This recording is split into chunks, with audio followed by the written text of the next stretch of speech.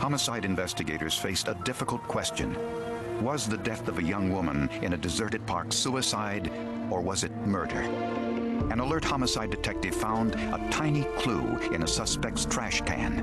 And it was a discarded bandage, a dental expert, and a colossal blunder that revealed a love quadrangle with enough intrigue to go around.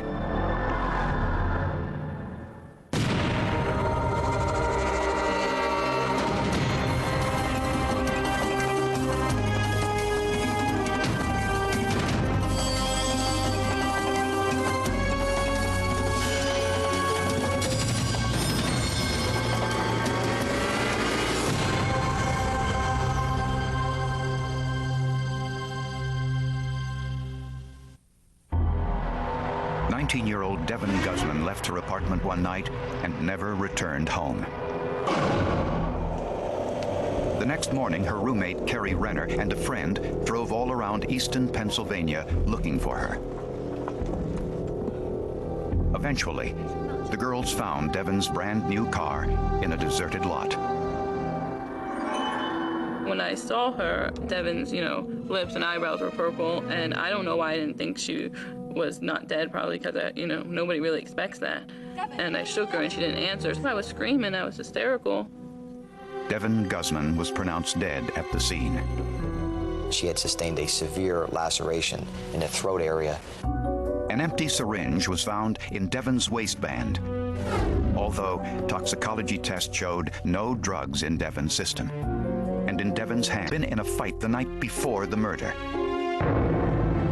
It was so loud that patrons in the bar underneath their apartment heard everything. They hear banging around, yelling, and somebody from the bar goes upstairs to investigate, and they come down and they say, well, it's the girls upstairs. When questioned by police, Carrie didn't deny it. Our fights were more out of the normal. Like we would hit each other or, stuff like that. She would pull my hair, the vodka bottle, throwing it, be pouring on her. That's just how we were. Carrie said Devin left the apartment after the fight, and she denied having anything to do with Devin's murder. Investigators decided to take a much closer forensic look inside the apartment. In the car where there could have been blood, or she had blood on that when she was transported into the vehicle. Carrie was immediately brought to police headquarters and given a lie detector test. It was terrifying, it was scary, but I had nobody there that I knew. There was nothing I could do, and I didn't want to give in and say, okay, you're right, because I know I didn't do it. The results of the polygraph were inconclusive. Carrie is a viable suspect. We can't rule her out at this time. We have signs of a struggle at her house. We have traces of blood, and we just can't rule her out. But investigators found something else in Devin's background. Devin had another lover, a married woman, Michelle Hetzel. In fact, Devin and Michelle had recently returned from a vacation together in the Virgin Islands. While there, the two made a commitment to one another. She told me that they got married, and they go through these things. I gave my advice the best I could with what I saw. But, being 19, you can only do so much. You can't chain them to the porch. Police learned that Carrie Renner wasn't the only one upset by this affair. Michelle's husband, Brandon Bloss, wasn't thrilled either. It really creates ego problems. It's one thing if your wife starts having an affair with another male. I think if your wife's having an affair with a female, it even creates more problems. And I think that since that was occurring in this relationship, it caused quite a bit of anger between Brandon and Devin. Friends told police that Devin, Carrie, Michelle, and even Michelle's husband, Brandon, were often at odds. Of course, anytime you interject a third person without the consent of both parties, there's going to be a problem there. It's 4 people, not just Michelle and her husband, and Devin. It was also Carrie was involved, and Carrie was the spark plug, if you will. In tracing Devin Guzman's last known movements, a witness told police he saw Devin Guzman at Michelle and Brandon's home on the night of her murder. I woke up because there was some noise outside that I realized was an argument. The woman I now know to be Devin was standing on the doorstep of the house in back of me with 2 people inside the house, the 3 of them arguing. I looked at the clock, it was 12:35. Detectives sprayed the inside of the couple's home with fluorescein, which is like luminol in that it glows when it comes into contact with red blood cells. They found nothing. We should be able to detect blood all over the place if this is where her throat was cut. And we go into the house, and we're all over the place, and we're not coming up with anything. Since dirt and grass stains were found on Devon's pants, investigators decided to spray items in the couple's backyard with fluorescein. There, on a pool cover and on the nozzle of a water hose, were tiny traces of blood. But the blood couldn't be tested for DNA. It's been too heavily washed off. There's just not enough genetic material there. And when you go to do DNA from blood, there's no DNA in red blood cells. You have to get it from a nucleated cell, like a white blood cell. And there's just not enough there for testing. Police found another suspicious piece of evidence in the couple's washing machine. Well, there was a pair of jeans belonging to Michelle Hetzel, and there was some water in that. Police took the jeans and water, and it tested positively presumptive for presence of blood.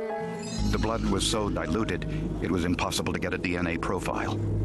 But in a pocket of Michelle's jeans, police found the plastic cap of a drug syringe, the same type of syringe which was in Devon's waistband.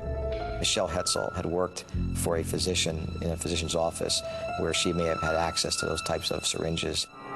Police now had 3 suspects in the murder of Devon Guzman, and all of them had the motive and opportunity to commit the crime.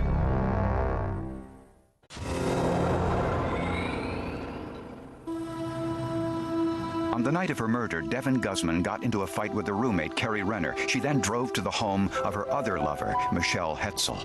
I really didn't like Carrie.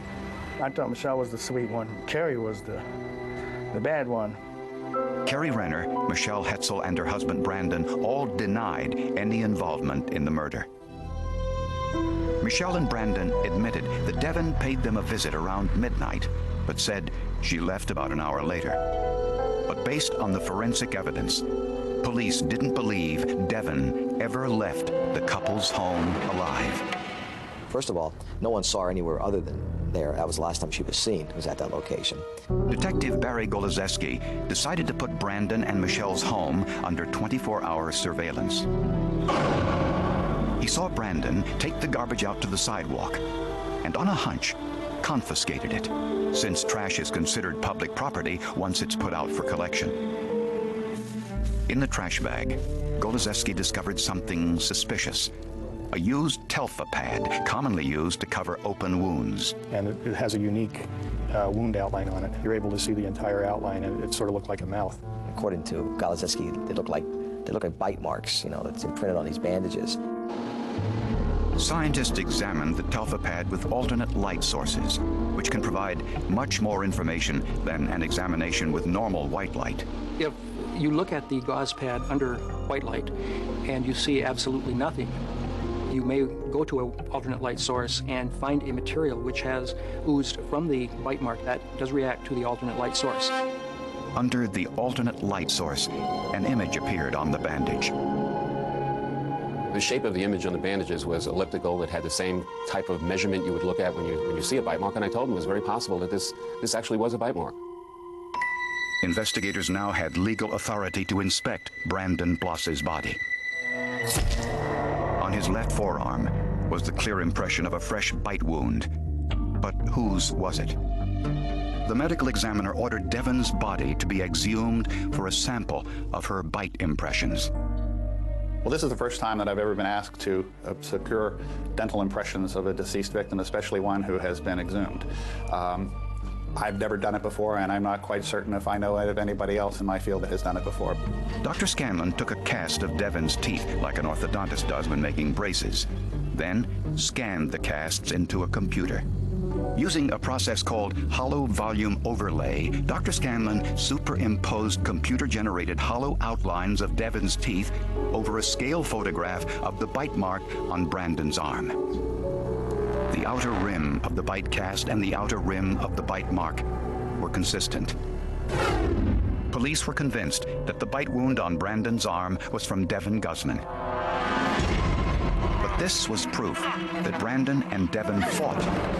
It was not proof of murder. I don't think that science in any way inculpates Brandon toward a murder at all. What it proves is Devon Guzman bit Brandon Bloss, period. Then police realized something. They had Michelle's car in their possession. Why? Michelle was driving when she and Carrie found Devon's body. And Michelle inadvertently pulled up too close to Devon's car, so close that her car was impounded as part of the crime scene. I don't think Michelle Hetzel ever dreamed that her car was going to be impounded as part of that search. In Michelle's trunk, police found Brandon's clothing and some rubber gloves. We find clothing, sweatshirt, jeans, socks, shoes, and underwear, and they're all consistent with a male of Brandon's build, and there's blood that's evident on these clothes. DNA testing of the blood on Brandon's clothes revealed it was Devon Guzman's. It is direct evidence that shows that the husband, Brandon Bloss, had contact with this victim and when she was bleeding. You know, it's tough to explain that one. Brandon Bloss and Michelle Hetzel were arrested and charged with first-degree murder.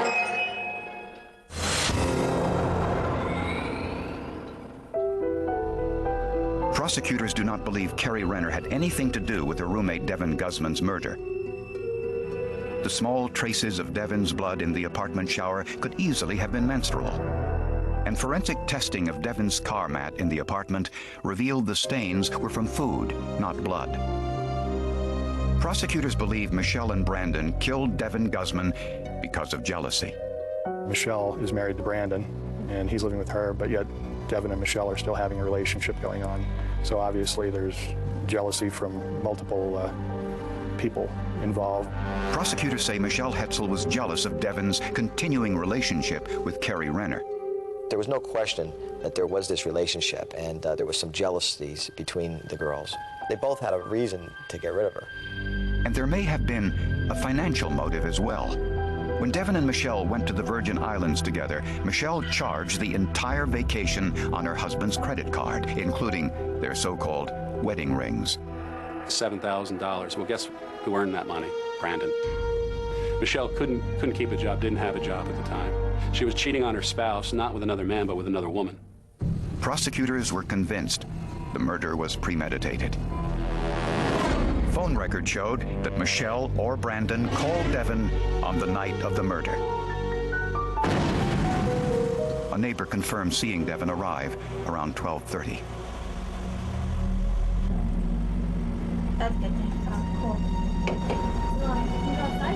At some point, the couple lured Devon out to their backyard and attacked her. The evidence suggests Devon fought back aggressively, biting Brandon's arm in the process. But she was no match for the knife. No one knows who actually wielded the knife. The forensic evidence suggests the couple dragged Devon's body to the car, leaving grass and dirt stains on her pants. Michelle and Brandon then drove Devon's body and her car to the deserted park just 2 miles from their home, where they staged the scene to make Devon's death appear to be a suicide. But they made several mistakes. When Michelle planted the syringe, she left the cap in her jeans, where it was later found by police. The evidence suggests Brandon removed his bloody clothes at the park and put them in the trunk of Michelle's car. I think he actually comes home naked, jumps in the car, which his wife had to drive. Otherwise, we wouldn't find the clothing in her car. Later, the couple tried to remove the blood evidence from their backyard with the garden hose, but it was discovered with fluorescein. The next day, when Michelle and Carrie Renner went searching for Devon, Michelle pulled her car so close to Devon's car that police considered it part of the crime scene. This meant that the police didn't need a search warrant to look inside Michelle's trunk. Michelle and Brandon eventually turned on one another. Brandon said Michelle was the one who killed Devon, and Michelle said it was Brandon. She's a compulsive liar. I mean, she lies so much that she has to make up lies to cover her other lies, and she's probably exhausted. There was a witness that we called the trial that said about 30 or 40 days prior to this, he had been solicited by Michelle that she would give him sex or money or both if he would take out and kill Devon, that she wanted to get rid of her. In the end, Brandon Bloss and Michelle Hetzel were both convicted of Devon Guzman's murder. They were both sentenced to life in prison. Had it not been for the forensic evidence, an innocent person might have been punished. once they thought that I was the one that did it. I mean, so we really actually needed the, forensics to actually put them away. And the guilty may have gone unidentified. But for the science, we would not have made an arrest in this case, and we certainly could not have gotten a conviction.